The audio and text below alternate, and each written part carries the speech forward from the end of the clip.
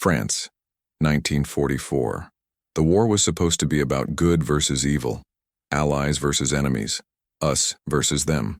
But in a destroyed village somewhere between the beaches of Normandy and the heart of Nazi Germany, a Navajo scout named Joseph Whitehorse would prove that humanity doesn't recognize borders and compassion doesn't ask for permission. When he found a wounded German boy left to die in the rubble, he didn't see an enemy. He saw a child. And with 4 words that would echo through history, he changed everything. He's one of us now. This is the true story of how one act of mercy in the midst of hell reminded the world what it means to be human. The morning of October 12, 1944, broke cold and gray over the French countryside. Sergeant Jack Brennan's patrol moved through the skeletal remains of what had once been the village of Saint-Rémy-sur-Loire, a small farming community that now existed only as shattered stone and burnt timber. The smell of cordite still hung in the air, mixed with something worse, something organic and final. This was the aftermath. This was what victory looked like up close. Brennan raised his fist, and the patrol froze. 6 men, hand-picked for their ability to move quietly and think quickly. Among them was Joseph Whitehorse, a Navajo code talker, who had been reassigned to reconnaissance work after taking shrapnel in his left shoulder during the push through Cherbourg. Joseph moved differently than the other soldiers. Where they crashed through underbrush and kicked aside debris, he glided. His feet found solid ground instinctively. His eyes read the landscape like a language only he understood. Private Marcus Kim, the unit's medic, stayed close to Brennan. He was Korean-American, born in Los Angeles, and had spent the first year of the war proving he wasn't Japanese. Now he just tried to keep people alive. Corporal Rafael Gutierrez brought up the rear, his rifle sweeping left and right, his journal tucked into his breast pocket. Rafe wrote everything down. He said someday people would want to know what this was really like, not the sanitized version they'd get in newspapers. The village had been cleared 3 days earlier by the 30th Infantry Division, but intelligence reported a sniper still active in the area. 2 men from a supply convoy had been killed the previous afternoon, both shot from an elevated position. Brennan's orders were simple: find the sniper, neutralize the threat, move on. It was the kind of mission that could go smoothly, or turn into a nightmare in the span of a heartbeat. Joseph moved ahead, his M1 Garand held loosely, confidently. He paused beside the collapsed wall of what had been a church.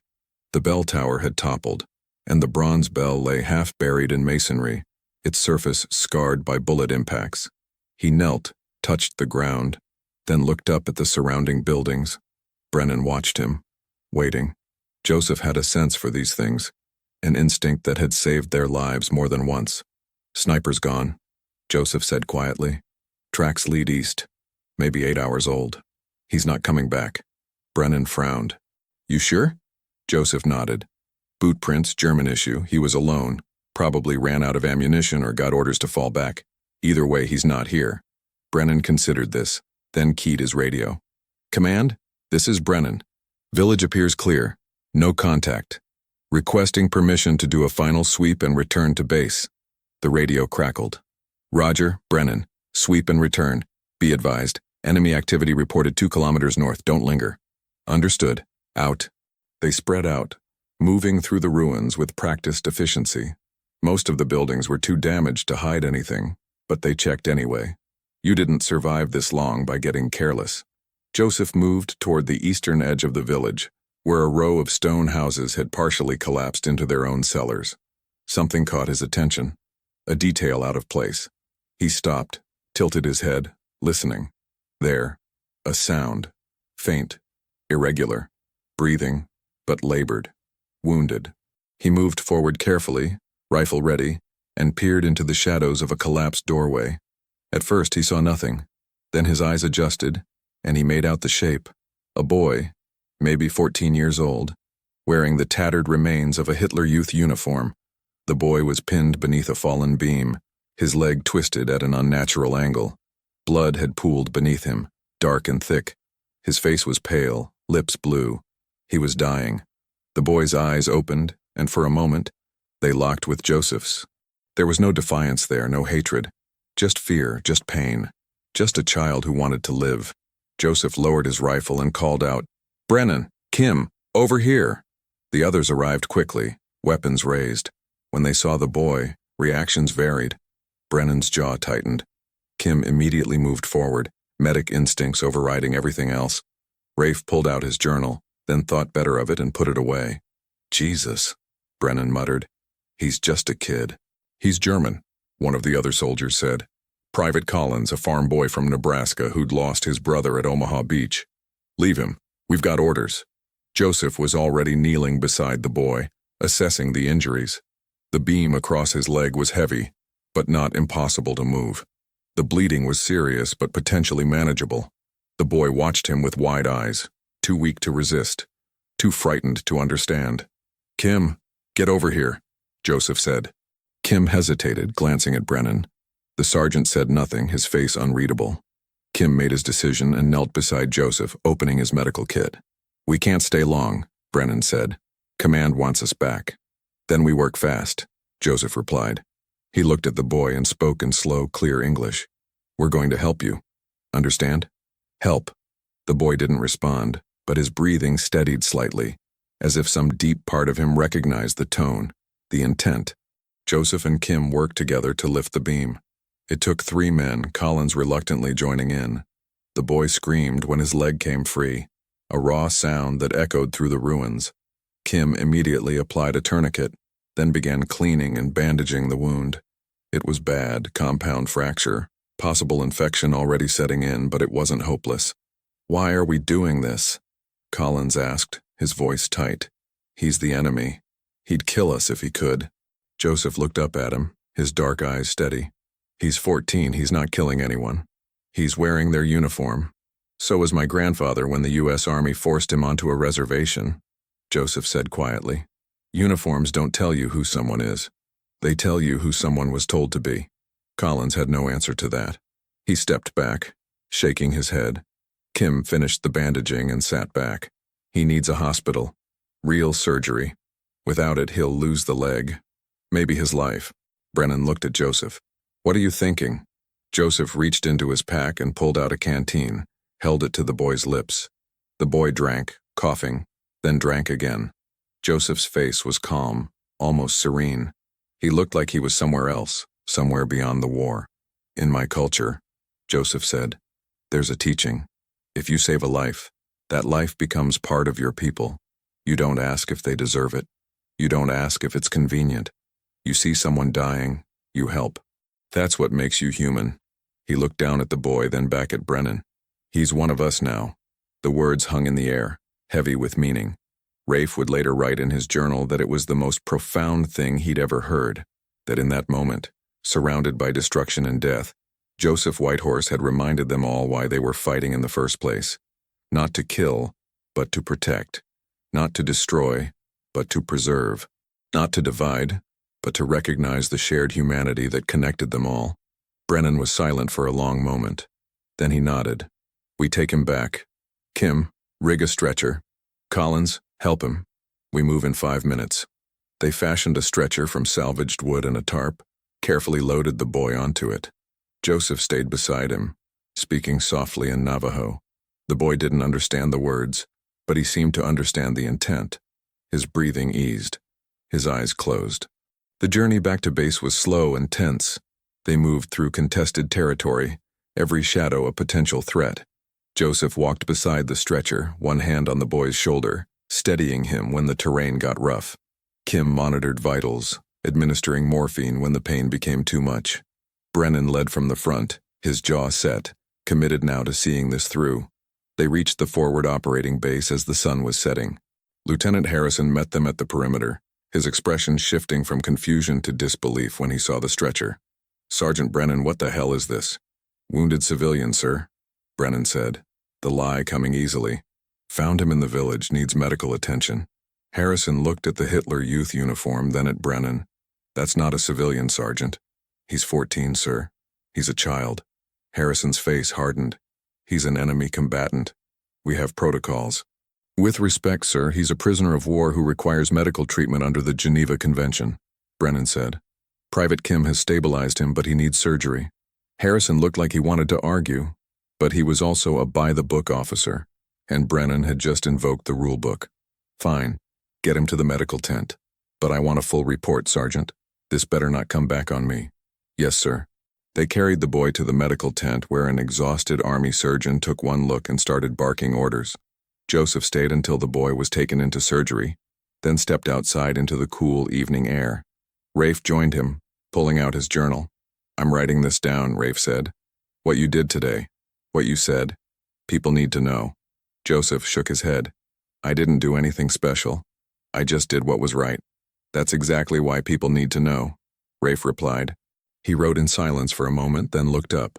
You really believe that? That he's one of us now? Joseph looked toward the medical tent, where doctors were fighting to save the life of a boy who, by all logic of war, should have been left to die. In my language there's a word, hojo. It means balance, harmony, walking in beauty. The war takes that away. It makes everything ugly, everything broken. But every time you choose compassion over cruelty, every time you choose life over death, you restore a little bit of that balance. You make the world a little more beautiful. He turned to Rafe. That boy didn't choose this war. None of us did. But we can choose how we fight it. We can choose to stay human. Rafe wrote that down, word for word. Years later, when he published his memoir, that passage would become one of the most quoted sections, studied in schools, referenced in speeches about the moral complexity of war. The boy, Dieter Schmidt, survived. The surgery was successful, though he would walk with a limp for the rest of his life. He was transferred to a POW camp, then repatriated to Germany after the war. In 1963, he returned to the United States, tracked down Joseph Whitehorse, and thanked him. They remained friends until Joseph's death in 1989.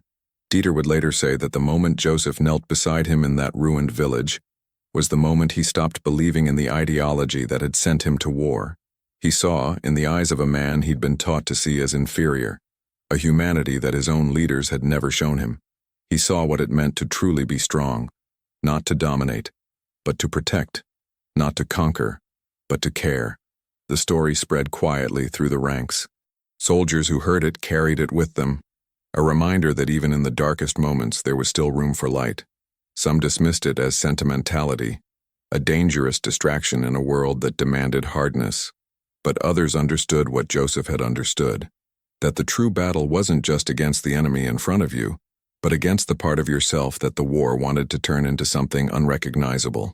In the decades that followed, historians would debate the incident. Some saw it as a minor footnote, a feel-good story in a war full of horrors. Others recognized it as emblematic of a larger truth about the soldiers who fought in World War II, particularly those from marginalized communities. Native American soldiers like Joseph served with distinction, fighting for a country that had oppressed their people, yet maintaining their cultural values of honor, respect, and compassion. The Navajo code talkers are remembered primarily for their unbreakable code, the language that helped win the Pacific Theater.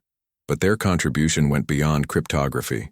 They brought with them a worldview that recognized the interconnectedness of all life, a philosophy that stood in stark contrast to the dehumanization that war demanded. Joseph Whitehorse embodied that philosophy. In saving Dieter Schmidt, he wasn't just saving one life. He was affirming a principle, that humanity is not negotiable, that compassion is not a weakness, and that the true measure of a warrior is not how many enemies he can kill, but how much of his own soul he can preserve. Sergeant Jack Brennan would later say that October 12, 1944, was the day he understood what they were really fighting for. Not territory, not ideology, but the simple, profound idea that every life has value, that every person deserves dignity, that the bonds of humanity are stronger than the divisions of war.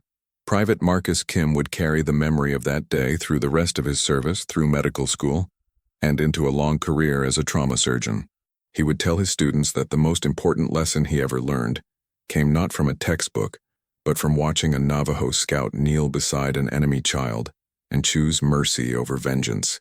Corporal Rafael Gutierrez would fill dozens of journals before the war ended, but the entry from that day remained his most powerful.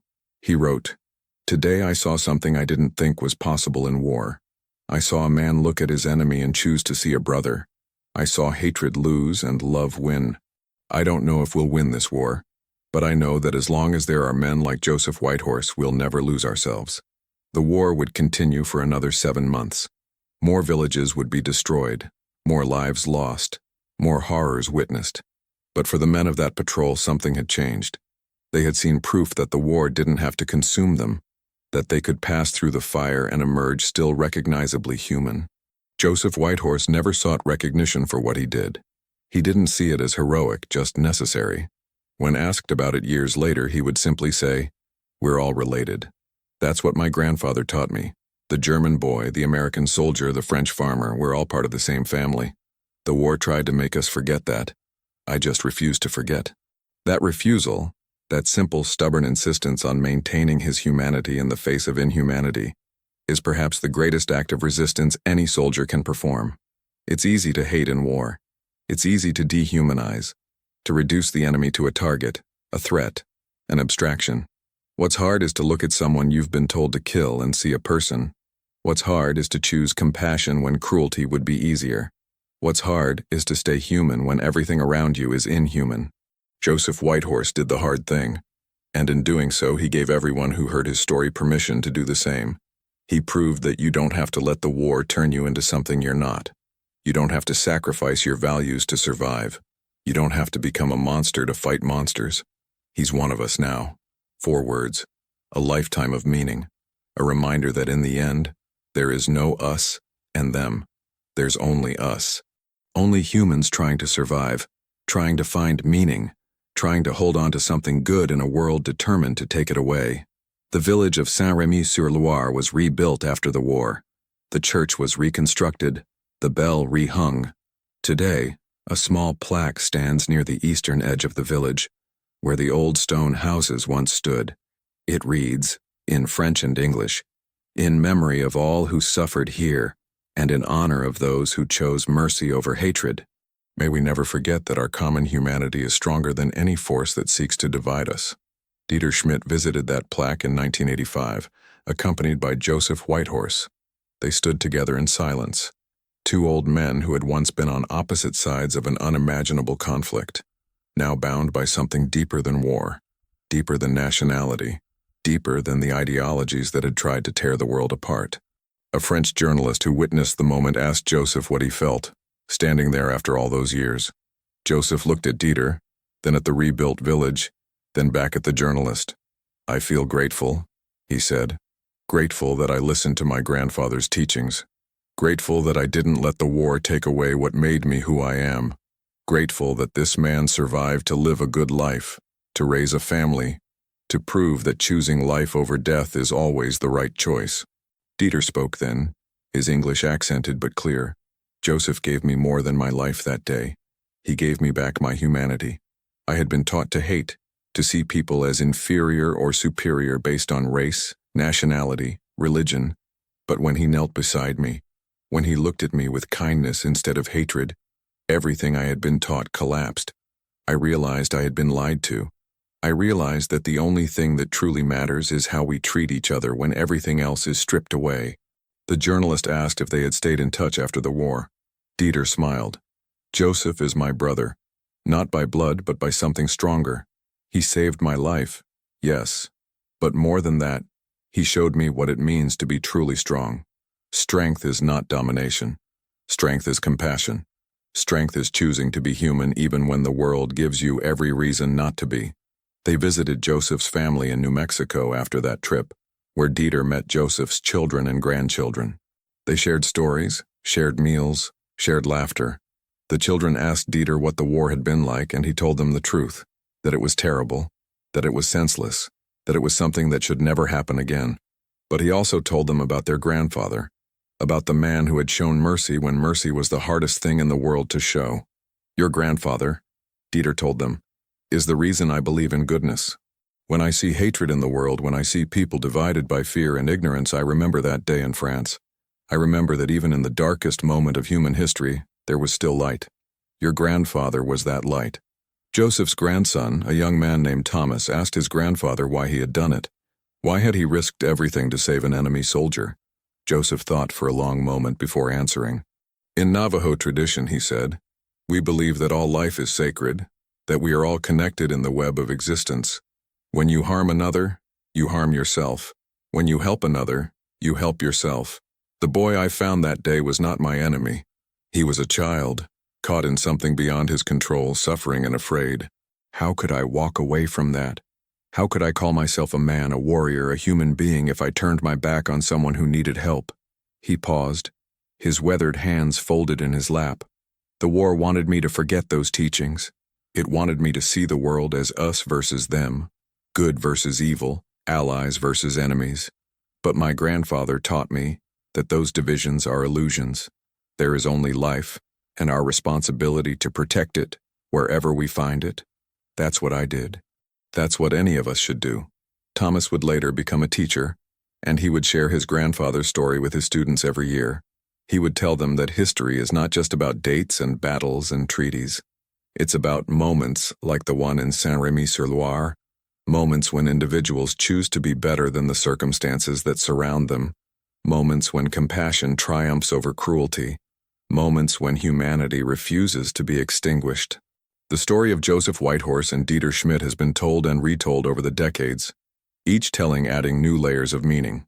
It has been the subject of documentaries, academic papers, and countless discussions about the ethics of war and the power of mercy. But at its core, it remains a simple story.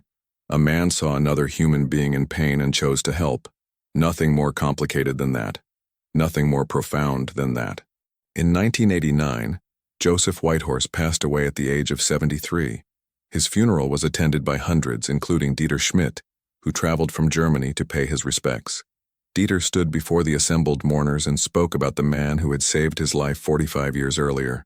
Joseph once told me, Dieter said, his voice breaking, that in his language there is a word, hoj-ho.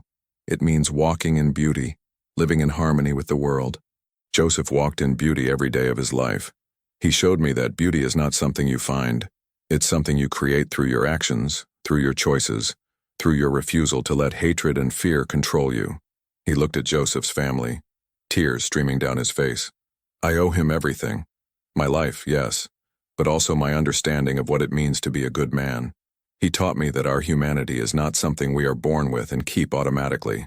It is something we must choose every day, in every action. It is something we must fight for, especially when the world tells us to abandon it. Dieter lived until 2003, and in his final years he dedicated himself to speaking about his experience, particularly to young people in Germany. He wanted them to understand the dangers of hatred, the lies of supremacist ideology, and the power of compassion. He wanted them to know that the enemy is not the person on the other side of a border, or the person who looks different or believes differently. The enemy is the part of ourselves that refuses to see the humanity in others. I was that enemy once, he would tell students. I believed the lies. I wore the uniform. I was ready to kill and die for an ideology that saw some people as less than human.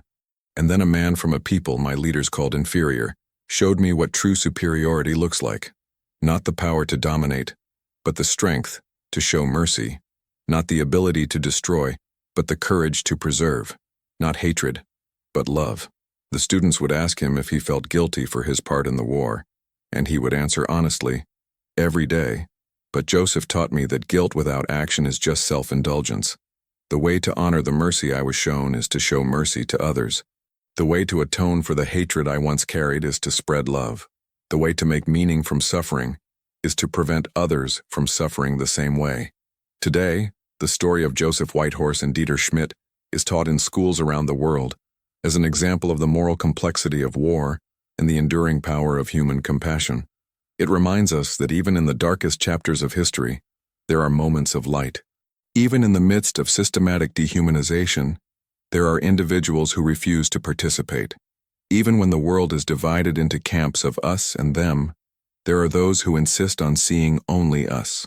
The lesson is not that war is acceptable if there are occasional acts of kindness. The lesson is that our humanity is always a choice, and that choice always matters. Joseph Whitehorse could have walked away. He could have followed orders, avoided complications, stayed safe. But he didn't. He chose the harder path, the path that required him to see an enemy as a human being, to risk criticism and consequences, to act according to his deepest values, even when everything around him suggested he should abandon them. That choice echoed through time. It changed Dieter's life, gave him a second chance to become someone better than the ideology that had shaped his youth. It affected everyone in that patrol, reminding them that they were still human, still capable of mercy, still connected to something larger than the war.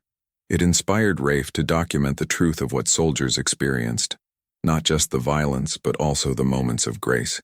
It influenced Marcus Kim's approach to medicine, his understanding that healing is not just physical, but moral. It shaped Jack Brennan's leadership, his recognition that following orders must sometimes be balanced against following conscience. And it continues to affect people today. Everyone who hears the story and recognizes in it a truth about what we owe each other as human beings. We owe each other recognition. We owe each other dignity. We owe each other the benefit of the doubt that beneath the uniforms and flags and ideologies, we are all just people trying to survive, trying to find meaning, trying to be worthy of the lives we've been given. He's one of us now. Joseph Whitehorse spoke those words in a moment of crisis, but they resonate far beyond that moment. They are a declaration of universal kinship, a refusal to accept the artificial boundaries that divide us, an insistence that our common humanity is more fundamental than any difference. They are a reminder that we are all one of us, all part of the same human family, all deserving of compassion and care. In a world that still struggles with division, that still sees too much hatred and too little understanding, that still allows ideology to override empathy, the story of Joseph and Dieter is more relevant than ever. It tells us that change is possible, that people can be redeemed, that mercy is not weakness but the highest form of strength. It tells us that we don't have to be prisoners of the hatreds we inherit, that we can choose a different path, that we can be better than the worst moments of our history. The war ended in 1945. But the battle for our humanity continues every day. It continues in every choice we make about how to treat others, how to respond to difference, how to balance justice and mercy. It continues in every moment when we must decide whether to see an enemy or a human being, whether to choose cruelty or compassion, whether to divide or unite. Joseph Whitehorse made his choice in a ruined French village in 1944. He chose to see a human being. He chose to offer help instead of harm. He chose to preserve life instead of taking it. And in making that choice, he didn't just save one boy. He saved a piece of all of us, the piece that believes in goodness, that hopes for redemption, that knows deep down that we are all connected, all one of us, all worthy of the mercy we would want for ourselves. That is his legacy. That is the lesson. That is the story we must never forget. Because as long as we remember it, as long as we honor it by living according to its principles, there is hope. Hope that we can overcome our divisions. Hope that we can choose compassion over cruelty. Hope that we can look at each other, across all the boundaries that separate us, and recognize the truth that Joseph Whitehorse understood. We are all one of us now. We always have been. We always will be. If this story moved you, if it reminded you of the power of compassion and the importance of our shared humanity, subscribe to this channel for more true stories of courage, mercy, and the enduring strength of the human spirit. Leave a comment sharing your thoughts and hit that like button to help spread this message of hope. Together, we can remember the lessons of the past and build a better future.